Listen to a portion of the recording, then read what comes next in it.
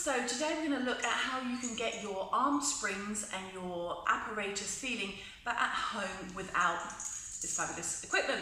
So here's one of your arm springs from the studio. There's your handlebar, there's your spring. Now obviously you can go and get yourself some of these springs. If you Google classical Pilates and look for arm springs, you can get yourself some of these springs, attach it to the wall and off you go. But we're not sure how long that's going to take. So in the meantime, here's a quick and easy way that you can recreate this look. So, a flexi band. They come in various strengths. This one is kind of a medium weight. I wouldn't go too strong, but also remember that if it's too light, you're going to just give yourself a false kind of arm pressure rather than really working the back muscles. And you know, if you've been on arm springs in the studio, they're quite tough and you want to feel that there's a bit of bite and it's still achievable. So play around with the arm springs. You need a tape measure.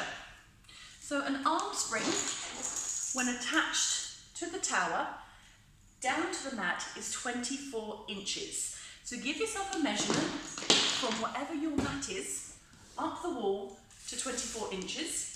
And either find something around your room, perhaps it's a door handle or something that you can attach a band to, or simply go and get yourself a little hook. It's quite uninvasive, so you can just get a little hook, attach it into the wall, and then you can secure your band on and it can stay there, and then you've always got an arm workout whenever you want it. So here are the arm springs. I just literally attach it around. Remember, of course, to make sure that they are the same length, that you're not having one much shorter than the other. And then here we go for arm springs, turning around and lie down. Depending on the resistance of your band, when we're doing arm spring work, we would say give yourself 3 fingers from the top of the mat, or of course, when you're getting stronger and used to it, it's an arm's length away. So I'm going to go for the arm length away. Take hold of the band, separate the 2 ends, and the start position would be where the hands are just forward here from the shoulders. So I don't want it so tight it's here, and so loose it's there.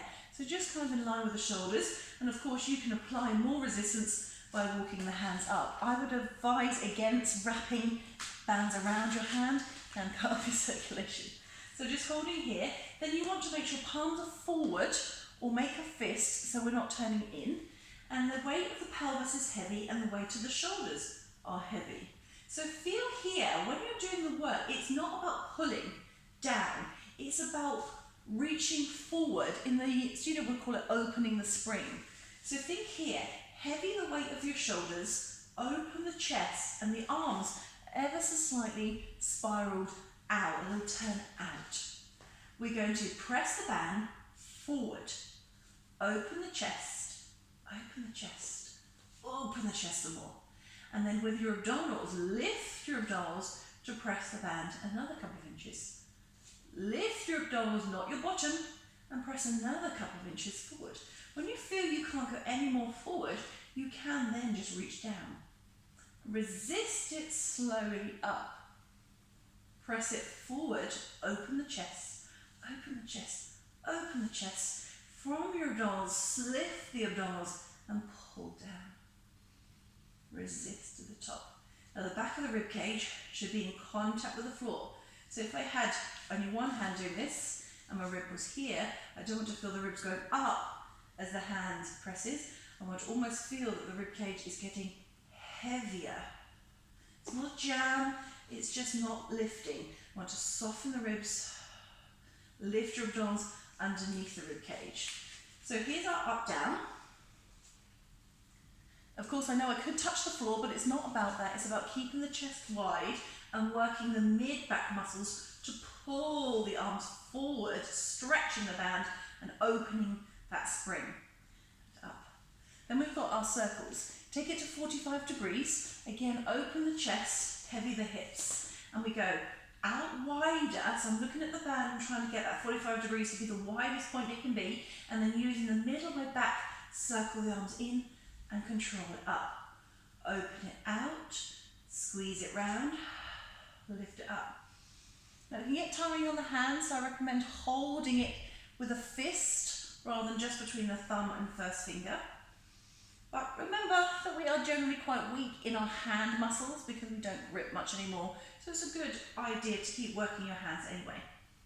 Reverse reverse the arms, keep lifting the abdominals and scoop the belly, anchoring the hips down. Feel the hips heavy, the shoulders heavy, the stomach lift and the arms glide. I'm going with the band to take me up. I've also got the smaller circles which are good for stability. So if you've got issues in your shoulders and you're trying to improve your stability, and or if you are very, very mobile in your shoulders, perhaps you've got hypermobility or something going on there, keep the small circles rather than those wider ones. The small circles, you're reaching forward and down like we just did for the first one, opening the chest, and then we're just circling here. Trying to keep the arms reaching forward, chest up. So if I lifted my head, it would be the same kind of position as my 100. Circle, circle, circle, and the other way, circle, circle, circle, and resist back up. Then of course you've got the triceps, so elbows go to the floor. You can take the body a little closer back towards the mat, or of course just lighten up the band by using less hold. And then elbows to the floor, palms face forward. Now check when your elbows are down here, your palms are not over your stomach. Hands are in line with the shoulders, which means the arm bones have to hug very narrow.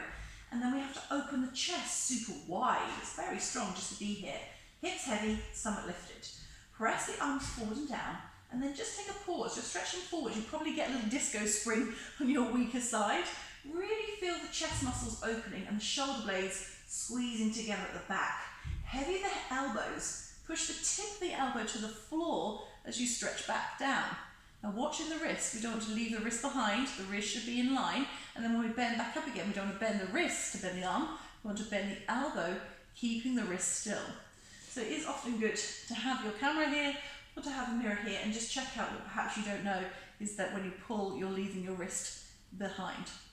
Strong wrists, strong hands. Heavy hips, stomach lifted, soft ribs, press. It's not how low you go, it's how wide can you keep the chest. And I can see my right side of my band is really shaking just the same way as that when I'm on my springs, I get that same shake, that tremor of truth, Brooke Seiler would call it. That's when you're actually kind of changing something about your body. For me, it's this kind of forward shoulder, my working side, opening it out and start working the muscles and using them, and now those guys are having a little disco. So there's your arm springs, very easy. Remember, 24 inches up from your mat, hook it onto something, give yourself like a medium band, and then easy way to continue your arm springs at home.